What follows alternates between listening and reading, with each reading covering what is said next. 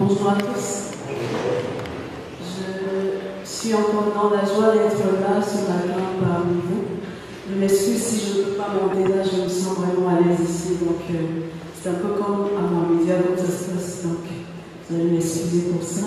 Donc je disais que je suis dans la joie vraiment d'être là ce matin. La semaine a été très facile pour moi et vraiment être là ce matin pour moi, comme tout à l'heure on était en train de louer, je réalisais vraiment la grâce que Dieu m'a faite d'être là ce matin. Toute la semaine, je n'étais pas à Casa, j'étais à Marrakech hier jusqu'à 16h, je n'étais même pas encore à Casa. Donc vraiment c'est Dieu qui a permis que je sois encore là ce matin et je le bénis infiniment. Merci de m'accueillir encore. Et tout à l'heure, quand je suis arrivée, il y a beaucoup qui m'ont dit quand on te voit à Casa, ça veut dire que tu dois prêcher. Et donc, je ne sais pas si je dois le prendre positivement ou négativement, mais bon, en tout cas, je crois que je ferai de mon mieux pour ne pas venir à l'église de Casa juste le jour où je suis programmée pour la prédication. Donc, j'espère que par la suite, Dieu nous fera grâce et qu'on se verra le plus souvent. Amen. Ce matin, nous allons ouvrir nos Bibles pour écouter la parole de Dieu dans Hébreux. Nous allons ouvrir nos Bibles dans Hébreux, chapitre 5. Hébreux, chapitre 5.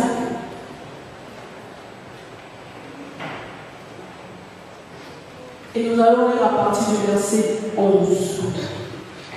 Du verset 11 au verset 14 et Hébreux 6, du verset 1 au verset 3.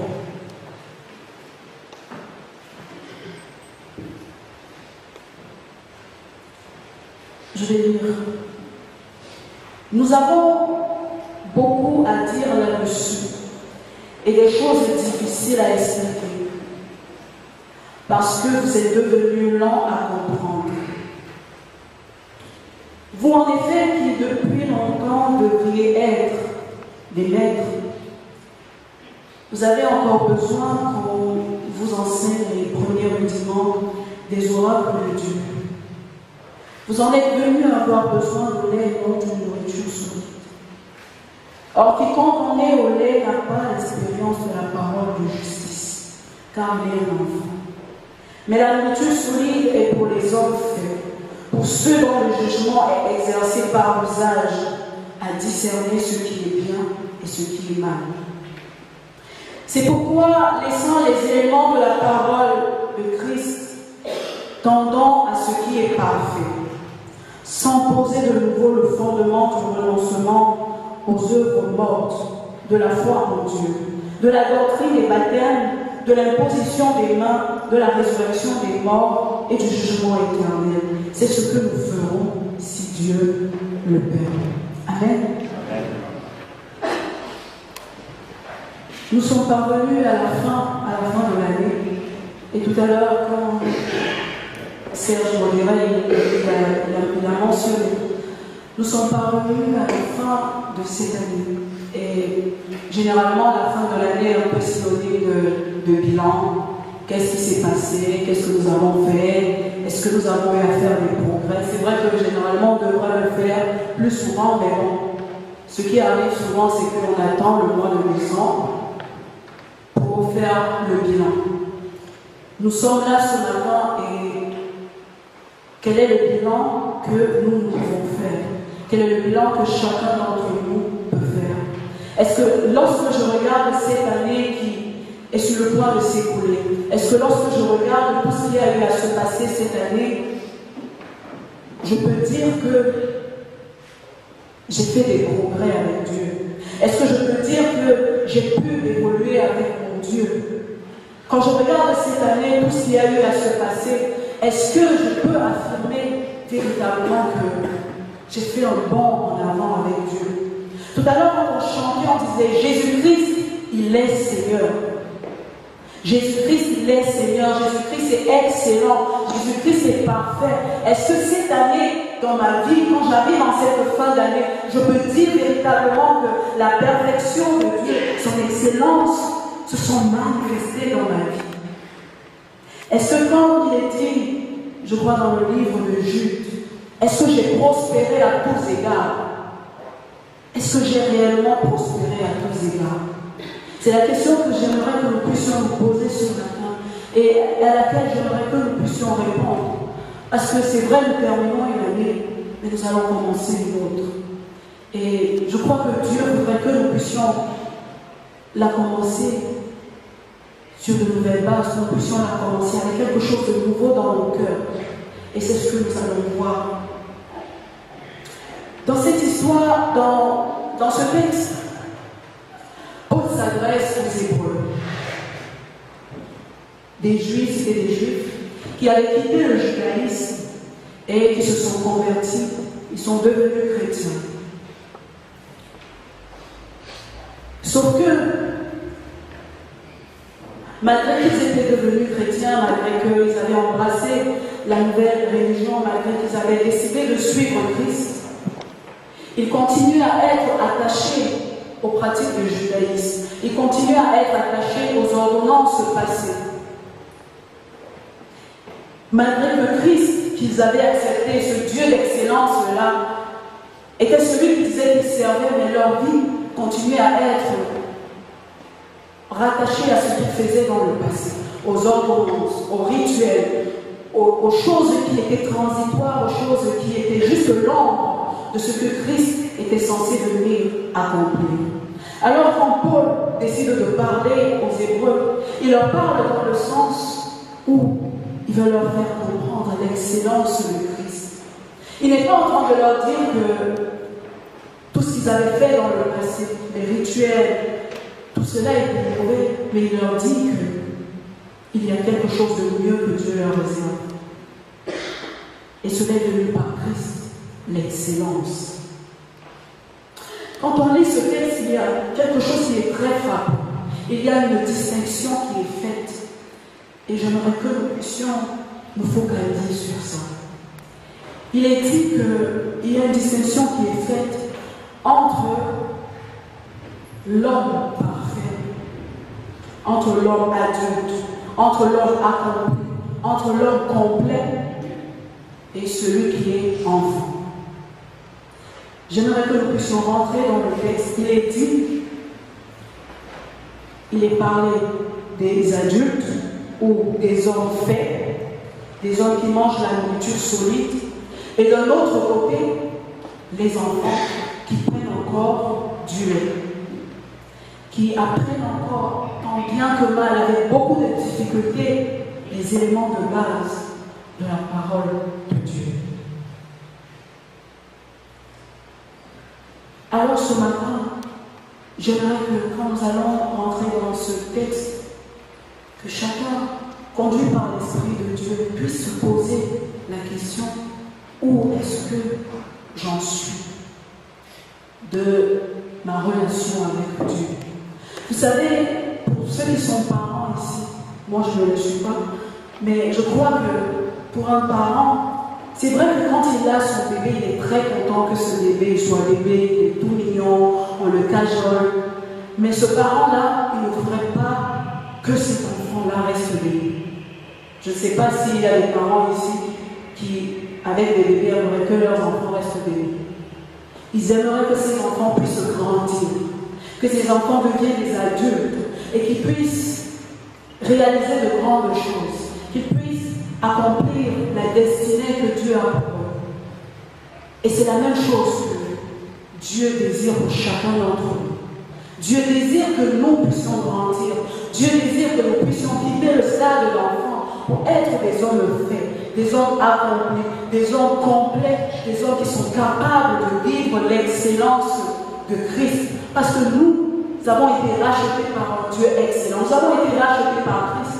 Et il n'est pas possible, bien aimé, il n'est pas possible que nous puissions vivre une vie médiocre, une vie de routine, une vie où nous ne sommes pas satisfaits, une vie où les choses sont sur place, où les choses n'évoluent pas. Parce que notre Dieu, c'est un Dieu d'excellence. Alors dans ce texte, il est important que nous puissions comprendre que la distinction qui est faite ici entre les enfants et les adultes, ce n'est pas la même distinction que celle que Paul fait un peu plus loin, un peu plus en avant dans 1 Corinthiens. Il ne parle pas ici de l'évolution normale des chrétiens, de celui qui est bébé spirituel, après de celui qui est jeune, de celui qui est vieillard. Il ne parle pas de ça. Ici, Paul est en train de parler de ces personnes-là qui ont connu Christ depuis longtemps, qui sont dans la maison de Dieu depuis 15, 20 ans, mais qui sont encore enfants, qui n'ont pas grandi, qui n'ont pas évolué dans leur connaissance de Dieu, qui sont toujours ébranlés par les choses même les choses les plus faibles, ils sont ébranlés par ces choses-là. Et donc ici, quand Paul fait cette distinction entre ceux qui sont adultes et ceux qui sont enfants, c'est un reproche qu'il est en train de faire. Et alors la question pour toi et moi ce matin, est-ce que nous, depuis que nous connaissons Christ, est-ce que nous avons avancé avec lui? Est-ce que nous sommes rentrés véritablement dans tous ces bienfaits-là que Christ a prévus? Où est-ce que nous en sommes? Il est dit que ceux qui sont enfants, il y a des caractéristiques qui sont précisées ici. Ce sont des personnes ici qui n'arrivaient même pas encore à maîtriser les premiers éléments, les bases, les fondements de la parole, alors qu'ils avaient connu Christ depuis très longtemps. Depuis très longtemps, ils connaissaient Christ. On leur avait parlé de Christ, mais ils continuaient toujours à débattre des choses qui n'étaient pas importantes, des choses qui ne leur permettaient même pas d'avancer. Ils continuaient à avoir des débats sur les baptêmes, les types de baptêmes, sur les positions des mains, sur des choses qui ne les aidaient pas véritablement à avancer. Et il y a quelque chose dans ce texte qui est dit, c'est que au premier verset, au verset 11, il est dit que vous êtes devenus lents à comprendre. Alors ce matin, pourquoi ces personnes-là, malgré qu'ils ont connu Christ, malgré qu'on leur a parlé de ce Dieu excellent-là, leur connaissance de Dieu est restée faible, leur connaissance de Dieu ne s'est pas approfondie? Qu'est-ce qui s'est passé? Et c'est ce que nous allons voir. La première chose dont il est fait mention, c'est que Paul dit, vous êtes devenus lents à comprendre. Vous êtes devenus lents à comprendre. Ici, il y a le mot devenir qui est utilisé. Et cela veut dire que ce n'était pas le cas avant. Ça veut dire qu'il y a eu un changement. Ça veut dire qu'au début, ils n'étaient pas comme ça. Et quand on dit qu'ils sont devenus lents à comprendre, à un moment, je me disais, mais qu'est-ce que ça veut dire? Est-ce qu'ils ont perdu leur faculté, Seigneur? Est-ce qu'ils ont perdu leur faculté de compréhension? Est-ce qu'ils ont perdu leur faculté intellectuelle? Et c'est ça qui a fait qu'ils ne puissent pas. Ils puissent devenir lents à comprendre. Mais après avoir lu ce texte, ce que Paul est en train de dire, en fait, c'est qu'il est en train d'évoquer la notion de temps. Il s'est passé tellement de temps que normalement, ils étaient déjà censés comprendre certaines choses. Mais ce n'était pas le cas. Depuis combien de temps, bien-aimé, est-ce que toi et moi, nous connaissons Christ? Depuis combien de temps, toi et moi, nous le servons? Mais est-ce que nous sommes satisfaits? Est-ce que tu es satisfait de ta relation avec Dieu? Est-ce que nous sommes satisfaits? Est-ce que quand tu regardes le début de l'année, janvier 2018, en ce moment, il y a eu un changement dans ta relation avec Dieu? Est-ce qu'il y a eu un changement dans ma relation avec Dieu? Est-ce que j'ai fait des progrès? Est-ce que nous avons fait des progrès?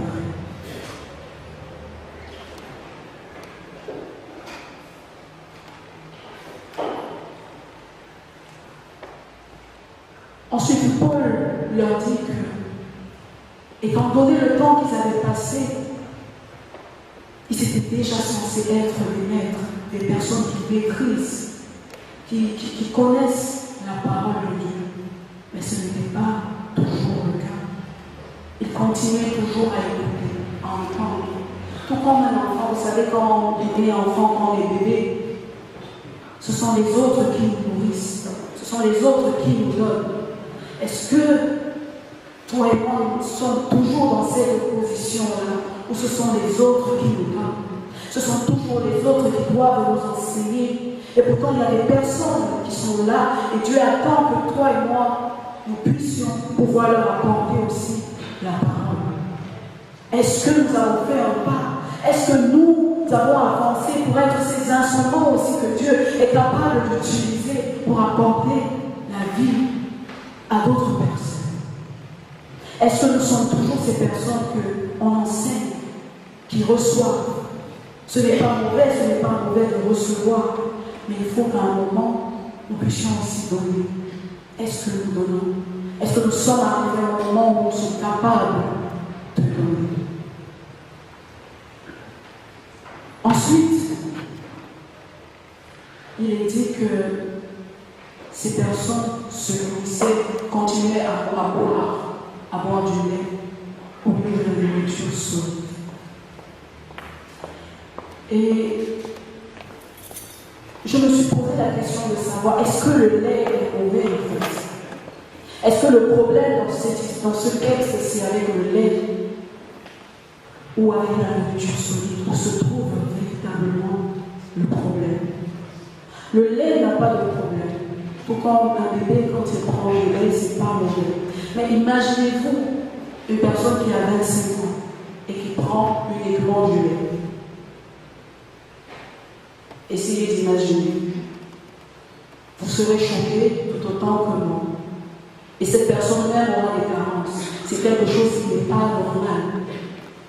Parce que, parvenue à cet âge-là, cette personne est censée manger autre chose. Elle est censée manger quelque chose de consistant, quelque chose de véritablement complet, quelque chose qui lui apporte plus de nutriments que le lait. Le lait, c'est un aliment complet, c'est un aliment qui apporte tout, qui apporte à la fois des protéines, qui apporte à la fois des lipides, qui apporte tout ce que nous connaissons en termes de nutriments. Mais le lait apporte ça en toute petite quantité. Et si on se limite, et même à un moment, il faudrait que les parents apportent à l'enfant, en plus du lait, quelque chose qui va lui donner plus de nutriments que ce qu'il trouve dans le lait.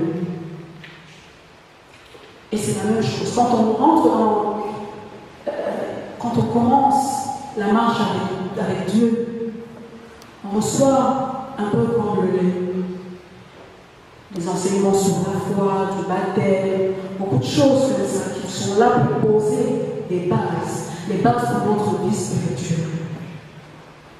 Mais à un moment, nous sommes censés approfondir ces connaissances. Le fondement est bien. Vous savez, la fondation d'une maison, elle est bien. Il faut vraiment donner assez de temps pour bien construire la fondation d'une maison. Mais si on se limite juste à la fondation, il n'y aura jamais de maison. Et il n'y aura jamais, et ça ne servira jamais là. Est-ce qu'aujourd'hui, nous en sommes encore à nous battre encore avec les choses vraiment rudimentaires, des choses vraiment très basiques de la foi? Ou bien nous faisons ces efforts-là pour marcher avec Dieu et progresser?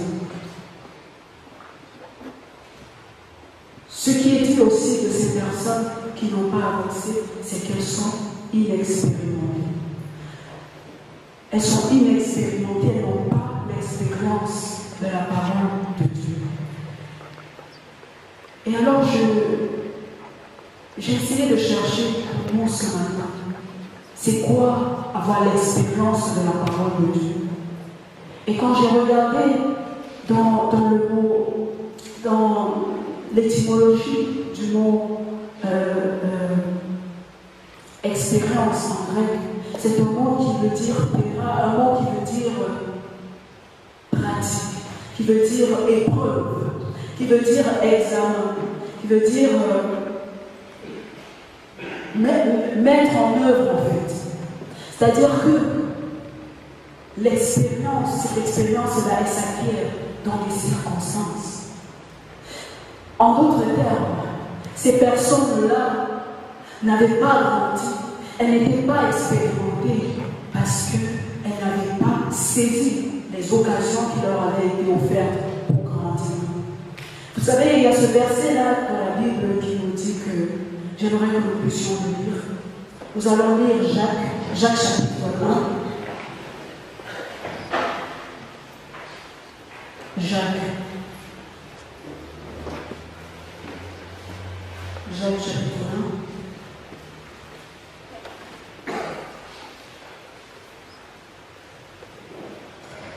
1. À partir du verset 2, il est dit, mes frères, regardez comme un sujet de joie complète les diverses épreuves auxquelles vous pouvez être exposés, sachant que l'épreuve de votre foi produit la patience. Mais il faut que la patience accomplisse parfaitement son œuvre, afin que vous soyez parfaits et accomplis sans faillir en rien.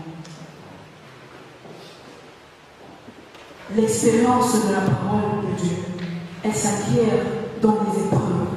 Elle s'acquiert dans ces circonstances-là qui sont parfois difficiles. Mais Dieu permet ça pour que nous puissions mettre en pratique ce que nous avons lu, pour que cette connaissance-là ne soit pas une connaissance théorique. Mais lorsque ces épreuves arrivent, quelle est ton attitude? Quelle est ta réaction? Quelle est ma réaction? Est-ce que nous essayons d'esquiver les épreuves? Est-ce que nous essayons de passer à côté, de détourner les épreuves? Parce que nous n'aimons pas l'épreuve, parce que nous n'aimons pas passer par des difficultés. Mais il est dit que ce n'est que de cette façon-là que nous allons grandir. Ce n'est que de cette façon-là que nous allons avoir l'expérience de la parole de Dieu. Et que nous serons des hommes accomplis, des hommes parfaits, capables de montrer cette perfection au monde. Les épreuves, à un moment, sont passées par des difficultés, par des épreuves. Et au lieu de rester fermes, ils se sont relâchés. Et d'ailleurs, lorsque nous lisons le reste de l'Hébreux 6, on voit l'encouragement de Paul qui leur demande de ne pas se relâcher. C'était des personnes qui ne supportaient pas l'épreuve. Alors, est-ce que, bien-aimé, tu vois l'épreuve comme l'occasion de croissance avec Dieu? Quel est mon regard de l'épreuve? Quel est mon regard de l'épreuve? Est-ce que lorsque les épreuves arrivent, nous nous plaignons? Est-ce que lorsque l'épreuve arrive, nous nous relâchons? Est-ce que lorsque l'épreuve arrive, nous décidons peut-être de désobéir? Ces épreuves, c'est comme ça qu'ils se sont comportés pendant longtemps. Et ils n'ont pas grandi, ils n'ont pas évolué. Le désir de Dieu, c'est que nous puissions évoluer bien aimés. Le désir de Dieu, c'est que nous puissions être une lumière. C'est que nous puissions éclairer ce monde, afin que ces personnes qui sont dans les ténèbres viennent à Christ. Mais tant que nous sommes encore des enfants, tant que nous n'avons pas assez de profondeur de la connaissance de Dieu, nous ne pourrons pas amener d'autres personnes à Christ. Nous ne pourrons pas toucher leur cœur, nous ne pourrons pas. Et Dieu attend, Dieu a cet ardent désir-là de t'utiliser. Il a ce désir profond de l'utiliser pour amener d'autres personnes à lui. Est-ce que c'est ton désir? Est-ce que toi, tu as ce désir-là? Ou bien tu aimerais rester dans cette zone de confort? Vous savez, l'être humain, de manière naturelle, aime le confort, la sécurité. Quand tout va bien, quand il n'y a pas de problème, quand on commence à avoir des circonstances compliquées, difficiles, on n'aime pas ça. On a tendance à fuir. Et pourtant, Dieu permet ça, Dieu permet ça pour que tu puisses avancer. Dieu permet ça pour que tu puisses grandir. Dieu permet ça pour que tu puisses avancer. Est-ce que tu vois, encore ce matin, je te pose cette question, est-ce que tu vois les épreuves comme une occasion de croissance avec le Dieu, comme une occasion de sortir de ta zone de confort et d'expérimenter Dieu d'une autre manière? Parce qu'il veut se révéler à toi différemment. Tu l'as connu d'une certaine façon, il ne dit pas que c'est mauvais, mais il veut se révéler à toi d'une autre manière. Il veut que tu puisses le connaître différemment, que ta connaissance de lui soit profonde.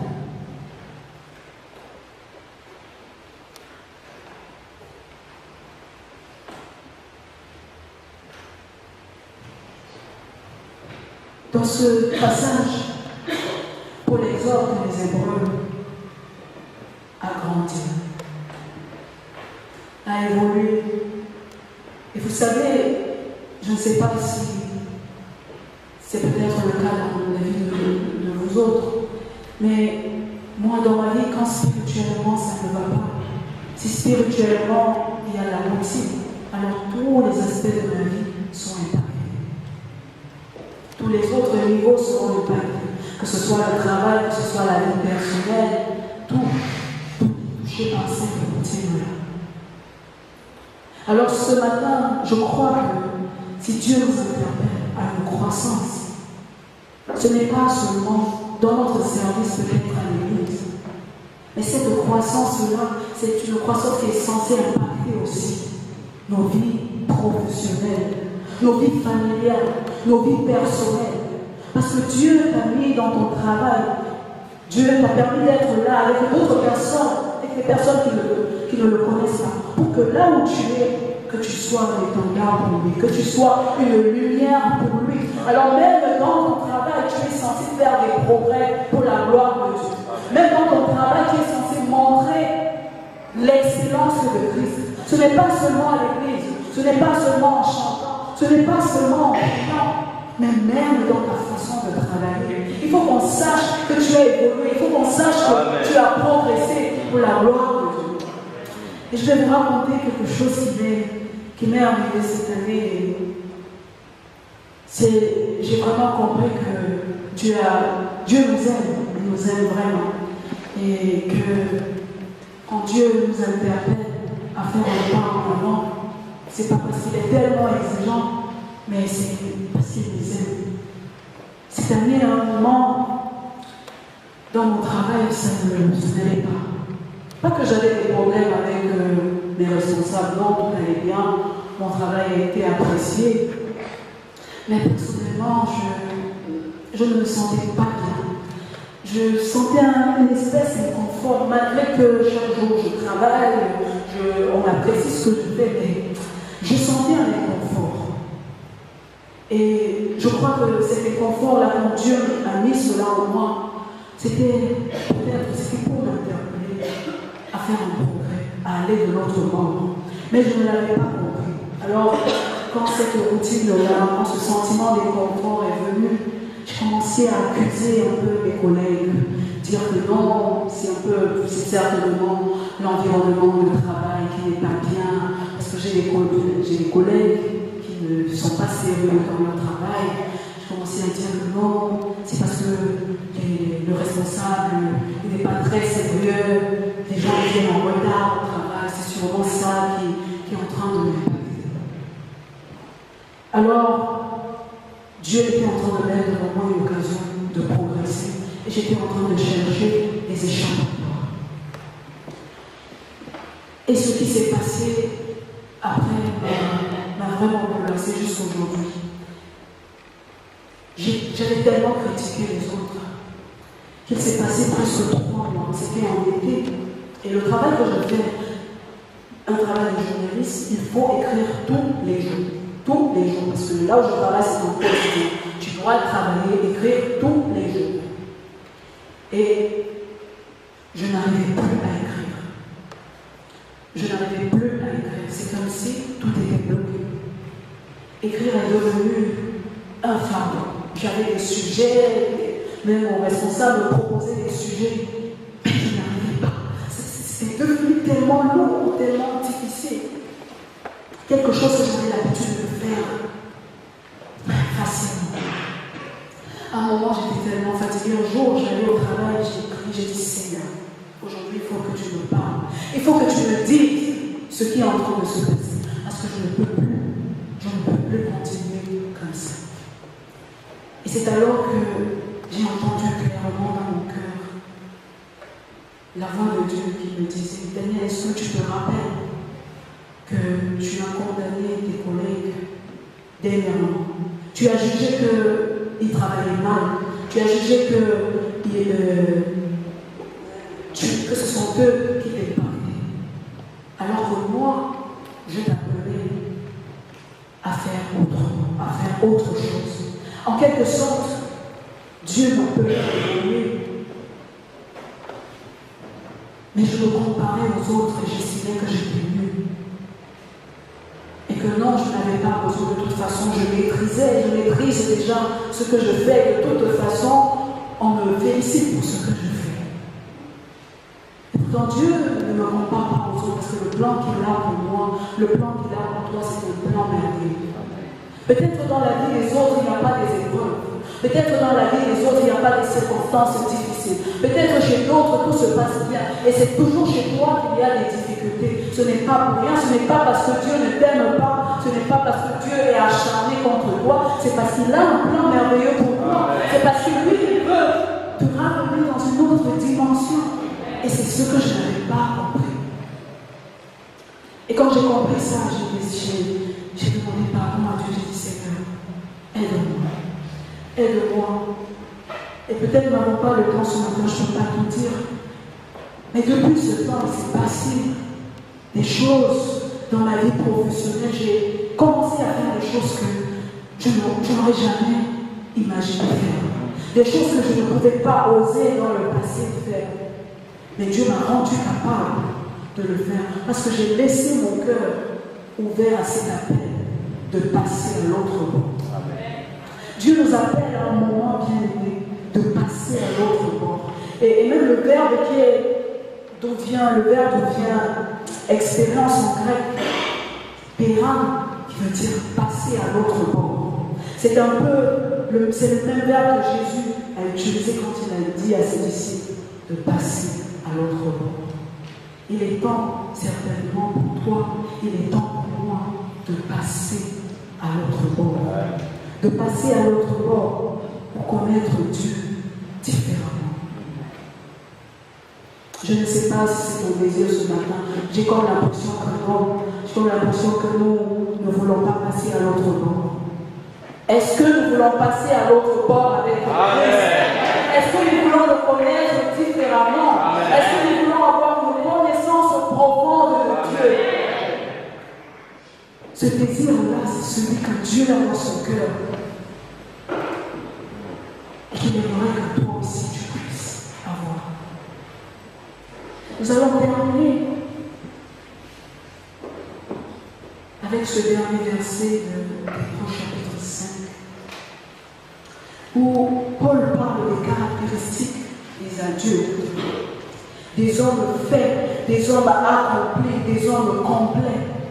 Qu'est-ce qui a fait que ces personnes-là soient des hommes accomplis? Qu'est-ce qui a fait que ces personnes-là puissent évoluer? Qu'est-ce qui a fait que ces personnes soient différentes? Il est dit que mais la nourriture solide est pour les hommes faits, pour ceux dont le jugement est exercé par l'usage à discerner ce qui est bien et ce qui est mal. Dans d'autres versions, il est dit que mais la nourriture est pour les hommes faits qui, par l'expérience, ont appris à discerner ce qui est bien et ce qui est mal. L'expérience bien. Nous ne pourrons pas grandir avec notre Dieu. Nous ne pourrons pas le connaître différemment. Juste en lisant. Nous avons besoin de la pratique. Nous avons besoin d'aller sur le terrain. Nous avons besoin d'aller sur le terrain, d'être confrontés aux épreuves. Alors, les épreuves ne sont pas là pour te détruire. Les épreuves ne sont pas là pour t'abattre, elles sont là pour te faire évoluer, elles sont là pour te faire aller de gloire en gloire. Et lorsque tu seras passé par cette expérience-là, tu vas acquérir cette faculté de discernement de ce qui est bien et de ce qui est mal. Peut-être que tu vas tomber. Généralement, nous avons peur de ces épreuves, de tout ça, parce que nous avons peur de tomber, de faire des erreurs. Mais même par ces erreurs-là, tu es capable de t'enseigner pour que tu puisses évoluer, pour que tu puisses agir différemment, pour que prochainement, que tu puisses faire le mieux. Et quand je disais, je ne comprenais pas, Seigneur, pourquoi quand on devient adulte, on doit avoir le discernement de ce qui est bien et de ce qui est mal. Normalement, c'est facile de savoir ce qui est bien et ce qui est mal. Ou bien, est-ce que tout le monde sait que tuer, c'est pas bien? Ou bien, tout le monde sait que mentir, c'est pas bien? Tout le monde sait. Est-ce que véritablement on a besoin de ce discernement? Effectivement, nous en avons besoin. Parce qu'il arrive un moment, bien aimé, la distinction entre le bien et le mal devient très compliquée à faire. La distinction entre le mal et le bien devient compliquée. Et si tu n'as pas le discernement, tu vas tomber. Plus tu marches avec Dieu, plus le diable te tente différemment. Il viendra même utiliser la parole de Dieu pour te tenter. Alors si tu n'as pas le discernement pour comprendre que en ce moment, ce n'est pas Dieu qui est en train de me parler, tu vas tomber. Alors quand tu as cette expérience-là et que tu as la faculté de discerner ce qui est bien, ce qui est mal, alors là où les gens vont commencer à juger les personnes, parce qu'on estime qu'elles ont mal fait, toi Dieu va remplir ton cœur d'amour et de compassion. Parce que tu vas voir que ça, ce n'est pas l'occasion pour moi de juger, mais c'est une opportunité que Dieu me donne pour apporter l'amour à une autre personne. C'est l'opportunité que Dieu me donne pour ramener notre personne à lui. Et peut-être que lorsque tu seras dans des difficultés et que tout le monde te dit d'abandonner, que non, de toute façon, ce n'est pas, écoute, tu dois abandonner. Toi, tu ne vas pas abandonner. Parce que dans cette difficulté, tu as désormais le regard de Dieu. Et tu vois cette circonstance différemment. Et tu sais que Dieu te délivrera. Dieu te donnera la victoire. Dieu t'élèvera à travers cela. Bien-aimés, ce matin, je n'aimerais pas, nous allons encore par là. J'aimerais que tu puisses te poser cette question. Où est-ce que j'en suis de ma relation avec Dieu? Où est-ce que j'en suis? Est-ce que quand je parle d'amour encore, je parle comme tout le monde parle? Est-ce que quand je parle d'amour, c'est en profondeur, c'est avec profondeur? Est-ce que quand je parle de paix parce que tout le monde en parle? Ou bien quand je parle de paix, c'est vraiment parce que je sais de quoi je parle? Pour cette année qui finit, je ne sais pas ce qui s'est passé dans ta vie. Mais pour cette année qui commence, Dieu veut te faire avancer. Dieu veut te faire évoluer. Dieu veut te faire vivre son excellence. Parce qu'il t'a sauvé pour que tu ne puisses pas vivre une vie ordinaire. C'est pour que tu puisses avoir une vie extraordinaire. Amen. Que lorsque les gens te voient, qu'ils puissent voir Dieu et que leur cœur soit touché. Tu n'es pas appelé à avoir une vie comme tout le monde.